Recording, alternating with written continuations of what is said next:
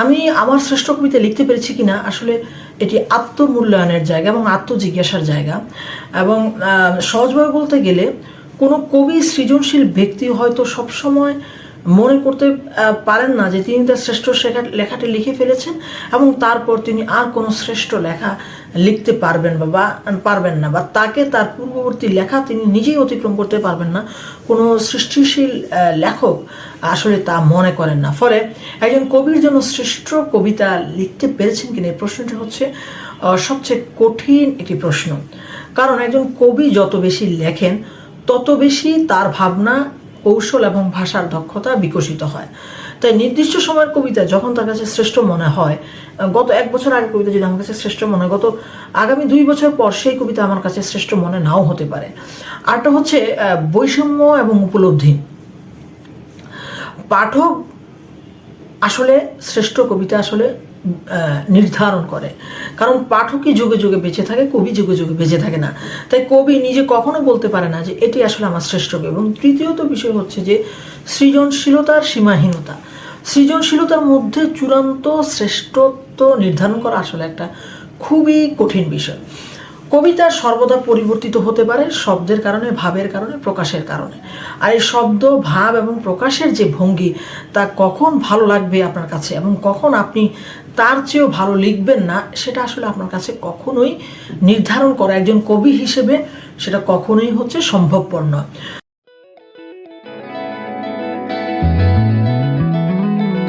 সৃজনশীলতার অন্তর্গত দৃষ্টিকোণ যদি আমরা 3টি থিওরির মাধ্যমে অ্যানালাইসিস করি বা বিশ্লেষণ করি, সেটা দেখব যে ফ্লো থিওরি অনুযায়ী যেখানে সৃজনশীল প্রক্রিয়াকে নির্ধারণ করা হচ্ছে, এটা একটা আসলে ধারাবাহিক এবং ইনক্রিমেন্টাল মানে প্রগতিশীল একটা ধারণা।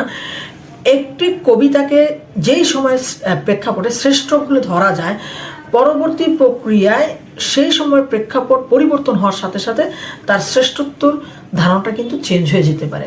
আবার সাহিত্যিক দৃষ্টিকোণ থেকে, সাহিত্যতাত্ত্বিক দৃষ্টিকোণ থেকে যদি আমরা ধরি, তাহলে সেটা আমরা ধরবো আসলে রিডার রেসপন্স থিওরির মাধ্যমে। কেমন রিডার রেসপন্স থিওরির মাধ্যমে? কেন? যে কোনো সাহিত্যকর্ম যা পাঠকের মনে ছুঁয়ে গেছে তাই আসলে শ্রেষ্ঠ কবিতা। অর্থাৎ কবি নিজে যে কবিতাকে শ্রেষ্ঠ মনে করেন, সেটি যদি পাঠক ভিন্নভাবে গ্রহণ করেন তাহলে কিন্তু তার শ্রেষ্ঠ কবিতা না হতে পারে। এখানে অটো থিওরি বলেছেন যে রচনাকারী তার অভিনয় গুরুত্বপূর্ণ একটা কবিতা লেখার জন্য, কিন্তু শ্রেষ্ঠত্ব নির্ধারণ কিন্তু পাঠক, সময় এবং সাংস্কৃতিক প্রেক্ষাপটে নির্ধারিত হবে। এর ফলে আপনি দেখবেন যে ঈশ্বরী স্বরচিত প্রবন্ধে বিনয় মজুমদার বলেছেন যে আধুনিক বাংলা কবিতার যে সংকলন আমাদের বুদ্ধদেব বসু করেছেন, সেই বুদ্ধদেব বসু যদি সংকলন করার ক্ষেত্রে পাঠকের মুখে মুখে রচে যাওয়া কবিতাগুলোকে যদি তিনি প্রাধান্য দিতেন, তাহলে অনেক অকবিতার সংখ্যা এই সংকলন থেকে হ্রাস পেত। এবং তিনি এও দাবি করেছেন যে আমরাও যদি কবিতার শ্রেষ্ঠ কবিতা নির্ধারণ করার সময় পাঠকের প্রয়োজনীয়তা বা গুরুত্বকে প্রাধান্য দেয়, তাহলে দেখব, কবির পছন্দকে প্রাধান্য না দিয়ে, তাহলে দেখব যে এই দেশে অকবির সংখ্যা কমেছে। কারণ তিনি মনে করতেন আসলে যে এই পাঠকই কবিতার শ্রেষ্ঠত্বকে নির্ধারণ করে দেয় এবং এটা অন্য কেউ নির্ধারণ করে না। কারণ পাঠকই এক কাল থেকে এক কালে সেই কবিতা পড়ে এবং তার ভালো লাগা অনুভূতি এক প্রজন্ম থেকে আরেক প্রজন্ম তিনি নিয়ে যান।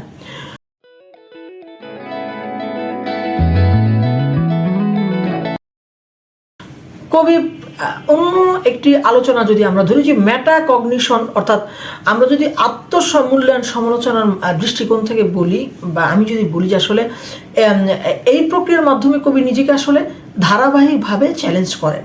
এখানে শ্রেষ্ঠ কবিতার মানদণ্ডে উন্নীত হওয়ার জন্য একটি শীর্ষ বা একটা বেসলাইন আমি ধরতে পারি না। আসলে এখানে কবির একটা অন্তর্দৃষ্টি থাকবে এবং সাহিত্যিক ধারাবাহিকতার প্রতিফলন থাকবে, এবং কবির অন্তর্দৃষ্টি এবং সাহিত্যিক ধারাবাহিকতা এই দুই মিলে অন্যান্য কবিরা তাকে যেইভাবে মূল্যায়ন করবেন, তার কবিতাকে যেভাবে মূল্যায়ন করবেন, সে অনুযায়ীও কিন্তু হচ্ছে শ্রেষ্ঠ কবিতা নির্ধারণ হবে।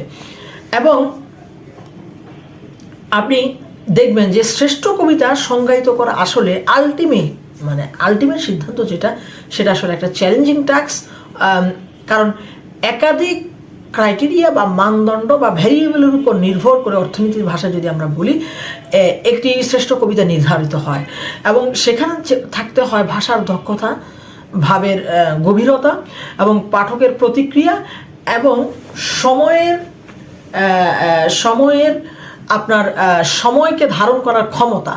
তো এর মাধ্যমে যদি আমরা শ্রেষ্ঠ কবিতা নির্ধারণ করতে চাই, তাহলে আসলে একজন কবির নিজের পক্ষে বলা সম্ভব না যে আসলে আমি শ্রেষ্ঠ কবিতা আমার কোনটি এবং আমি কি শ্রেষ্ঠ কবিতা লিখতে পেরেছি কিনা।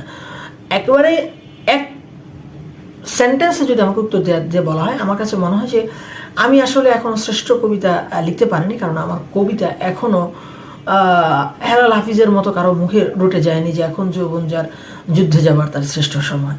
আমার কবিতা আসলে পাঠকের দোরগোড়ায় পৌঁছায়নি।